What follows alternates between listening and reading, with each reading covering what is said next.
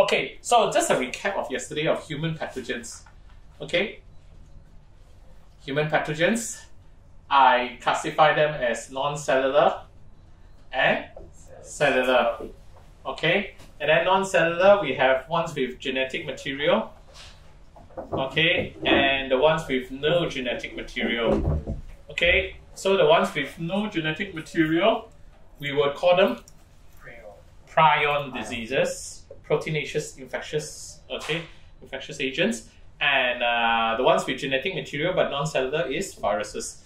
All right, the cellular ones, we have the ones with no nuclear membrane, okay, and nuclear membrane. So those without nuclear membranes are excellent prokaryotes. Okay, pro means early or first, karyotes. Okay, and then cells. Okay, nuclear membrane. Those are eukaryote. Eu as in true. Okay, or good cells. All right. So then this one we have gram positive, gram negatives. Eukaryotes, we have unicellulars, multicellulars. Okay, unicellulars, those are your protozoas. Okay, multicellulars are your helminths.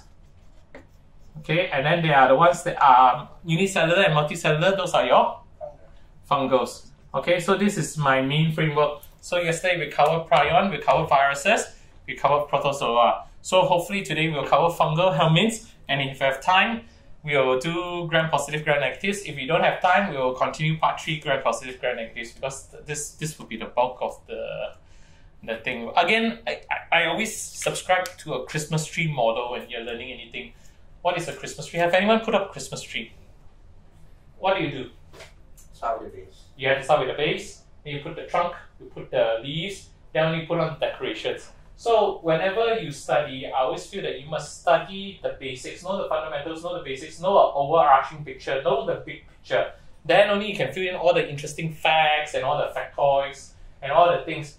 If you try to put all the bubbles and all the shiny stuff and the lights on the leaves, then only put onto it, it's very difficult. So that's why a lot of students have a lot of disjointed. They have the facts. You ask them individual facts, they're very good.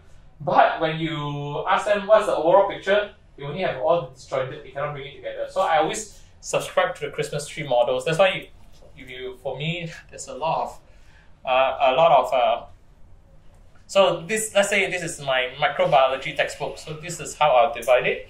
And then we have looked into prions, viruses, and now we're going to look into fungal and helminths. All right, so let's so I'll just padamkan this.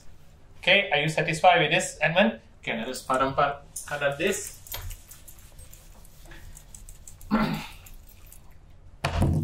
Okay, and then we are going to talk about helminths. Okay, helminths are very interesting.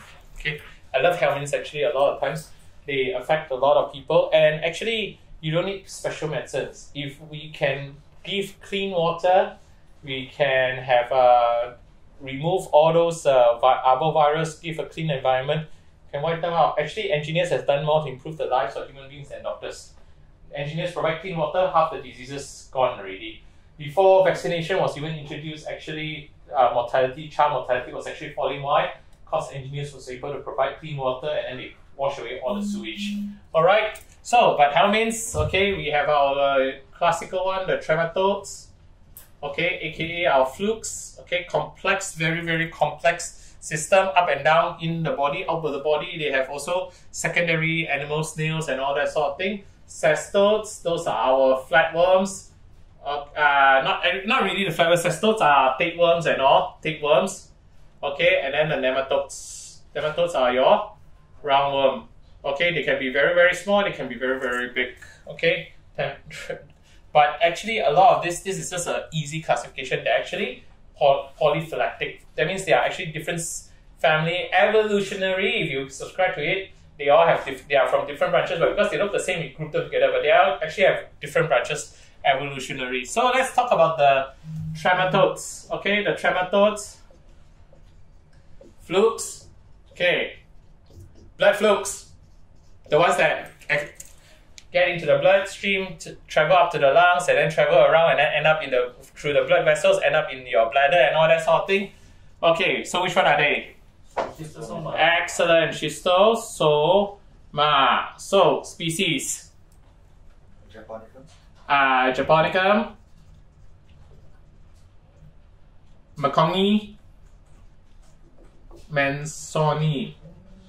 Manson is actually George Manson is a very famous what you call. You notice this thing come out a lot of times as we go along. Why? Because it's actually a famous microbiologist and all that sort of thing. Okay, and then you have the haematobium. Okay, and intercalatum. Alright. Then you also have this one, the Trichobilharza regenti. Okay, so these are your blood flukes. Alright. Then after that, liver. What are your liver flukes? So this one affects your liver, and then ends up in your liver and all, and then you lay its eggs, and then you got come out in the bowel, and then ends up in the you'll end up in the gut, and then come out in the feces, water, go out the snails, and then and then end up in the liver flukes.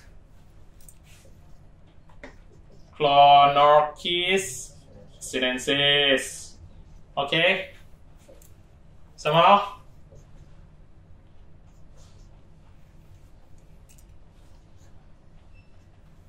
Clonorchis, sinensis.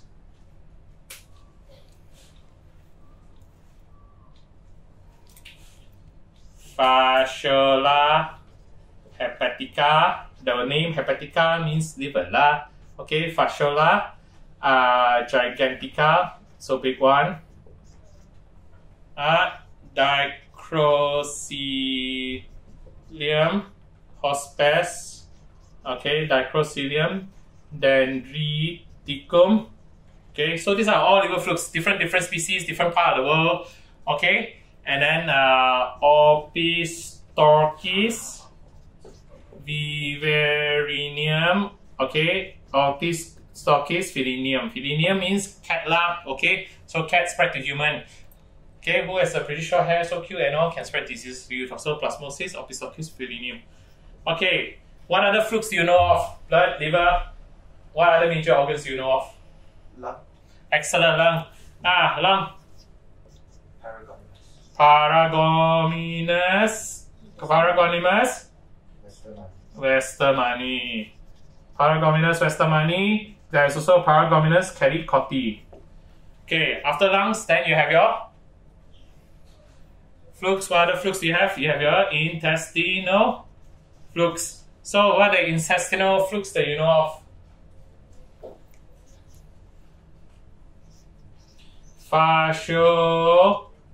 Fasciolopsis, buski, okay.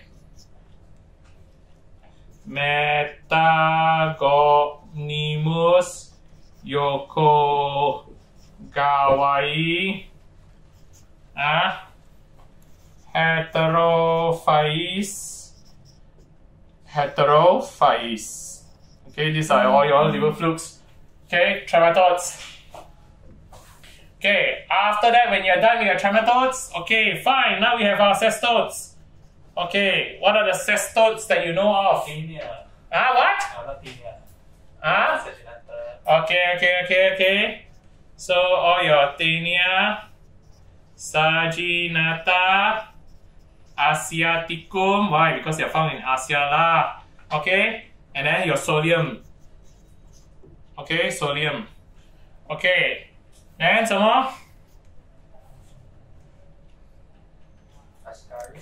Ascaris is actually a nematode.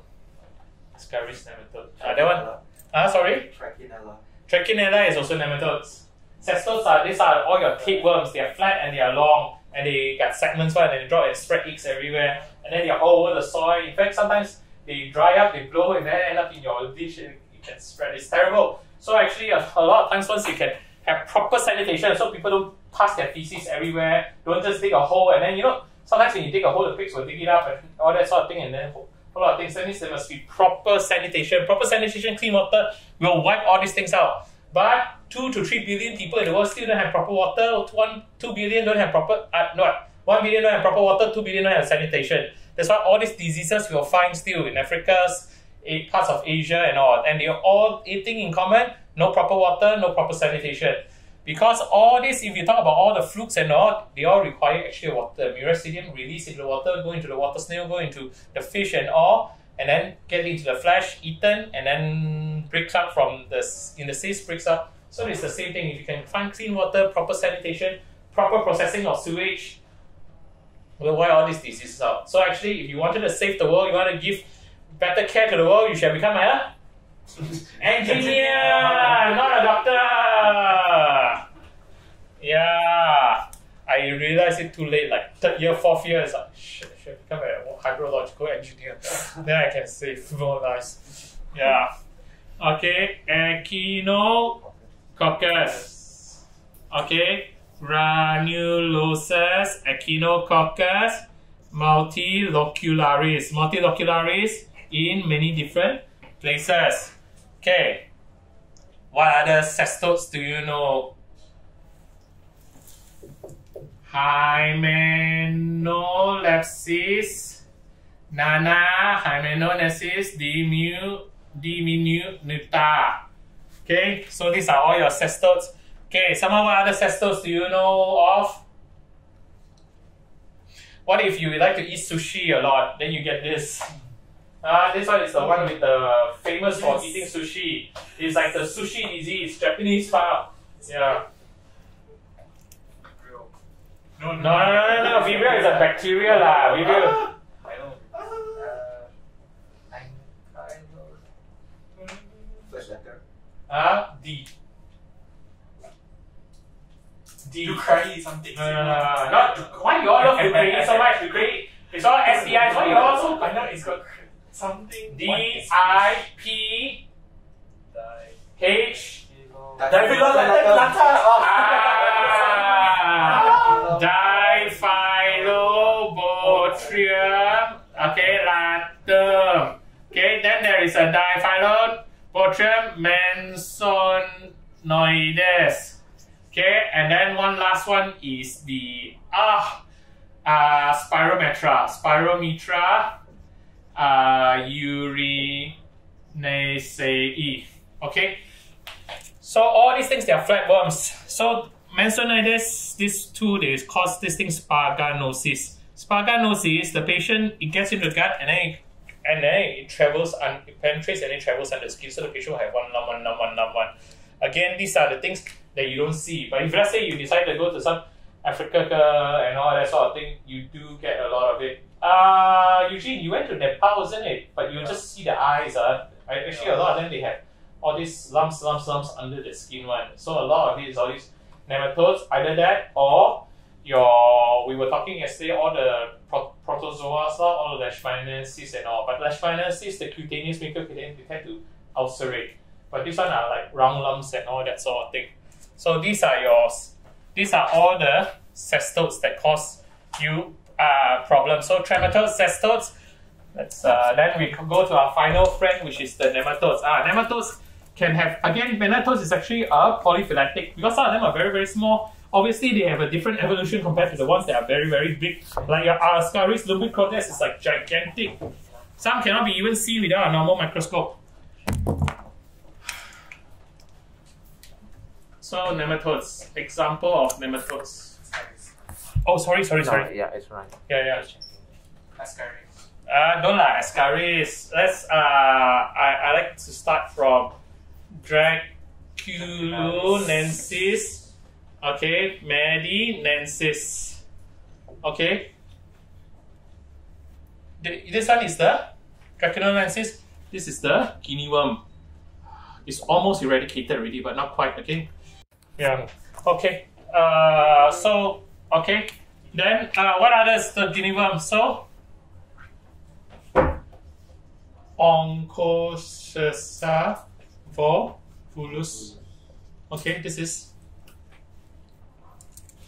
river blindness. Again, clean water. People got no choice, go to the river. You need to process, at least got some chlorine in it. Can reduce a lot of problems. Okay, what other things? Loa.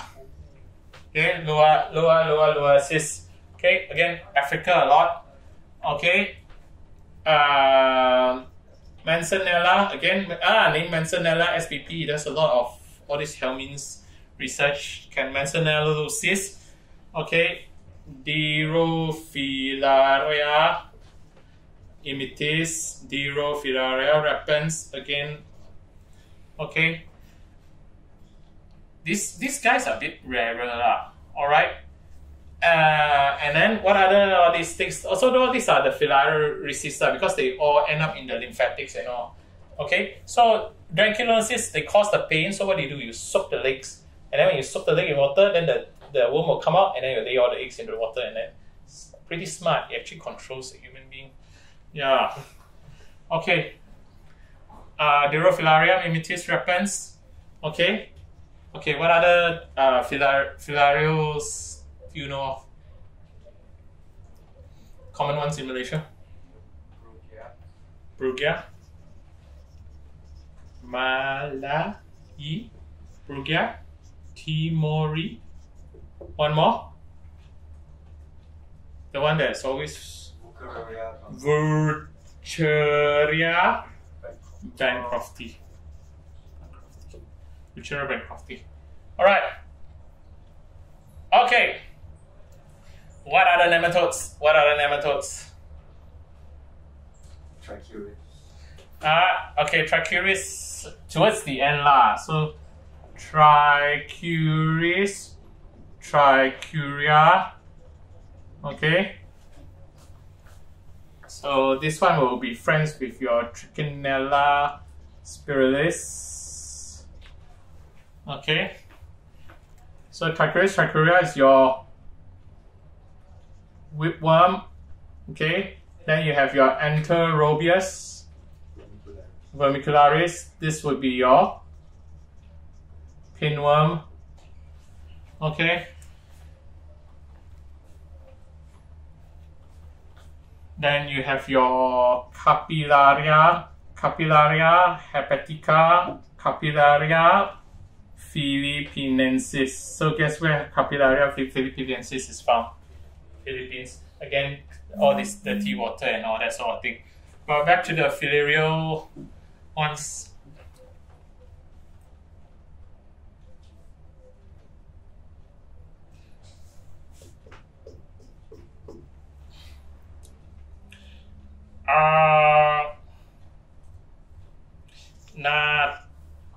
Natostoma spirigirum. Okay, these guys, they are very rare, but they are in the CDC punya. Have you done the CDC A to Z of parasites? If you read that, there's actually a whole bunch of that one is like massive. You go to the CDC A to Z parasite, you just search it. Have you read that? You should. That one got all pictures and everything. It is like, if you love this kind of things, like, whoa, all sorts of, there's even some, they are so rare that like, oh my goodness, but it has affected human being, that's why it's on there. Okay, Natostomas hispidum. Okay, but these guys are common enough that there are multiple, but a lot of them, they are accidental. Thalassosiasis. This one is the fly go to the eye, and then they actually, the worms, the eggs will get into the eye, and then it will like run about in the eyes. Okay, and Gongilemma. Alright, so these guys are rare. Now we come to all the ones that you all been waiting for, the ones that you be. Okay. So you got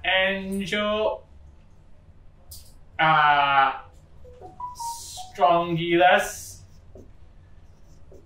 Okay, Cantonensis. Oh no, wait, Strongylus cantonensis. Okay, you have Beta Strongylus. Then you have the hookworms. Okay, so the hookworms are your. So Necata americanus. Some more. Hookworms is Necata americanus and your. Ancylostoma duodenale. Okay, there's also an Schistosoma brasiliensis. Okay, so these are your hookworms. Again, hookworms is the very common cause of anemia. So if you patients from poorer state, even in Malaysia, actually still quite a lot of hookworms. Schistosoma duodenale, brasiliensis, and Nectar americanus. Okay, Metastrongylus. Okay, then what else? Your Ascaris. So, Ascaris is one of the largest one, Lumbricoides. So it's like it can measure up to 45 centimeters. You compare with your Wucheria bancrofti and Brugia, it's like, come on, so big. So they are all labeled nematodes, but obviously different evolutionary. Okay, Ascaris lumbricoides. All right, you have Bailey's Ascaris. Okay, you have Parascaris. Equorum. Okay, then what else you got? Strongyloides, Stacoralis. Okay, you have what else? Trichostrongylus, Anisakis. Toxocara has two. Toxocara. One is a dog, one is the cat. So which one is in the dog? Toxocara? Canis. And Toxocara cati. Cati is the one in the cat. Okay? And then there's one that you find them in the, you know those fur coats, you have all these martens and all. Okay? Diocto female renale. So it actually grows, this is like in the renal, you know, when you cut them out from, and they end up in your renal, cut out, and then there's this long worm in your what you call, okay. Then what else? You have your helicephalo, forgot what's the name, gingivalis. Hey. All right, and then Anisakis, Trichostrongylus, yeah, and then Anthrobius, Trichuris, Trichuria, Trichinalis, Paris, Capillaria, and that's it. That's all your Mr. Nematodes. But no matter what the freaking nematode is, most of the time you whack them with albendazole, metabendazole, you all respond already. Except for the one, the Wucheria bancrofti filariasis, then your diethyl carbamazine. Paralyze them and then they all come out. Okay, yeah, and then your what you call the cestodes and all. You can give your parental palmoid and all that's also in your trematodes, also parental palmoids, and then you kill them all. Yeah, they are easy to kill, but the problem is they lay a lot of eggs. So at the end of the day, what is the best way if you want to save the world? Everyone access clean water. Clean water, proper sanitation. You should have, if you really want to help people, you should become an engineer. Seriously, become an engineer. I didn't know this until I was third year, fourth year. Then I'm like, crap, it's like too late to turn back now, isn't it? Correct or not? Correct or not? You get a clean toilet for every family in this world, and they have access to clean water. That's it. Yeah, we could have wiped out all these diseases. You know, you give the ubat, you know. You give the Zental, you know, you go to around, you give Zental, okay, 6 months later, you need to give them around Zental, correct? Why? Because they run around barefoot, they got no access, feces parked everywhere, you know, correct or not? Okay, so these are our nematodes, so we are done with our helminths already.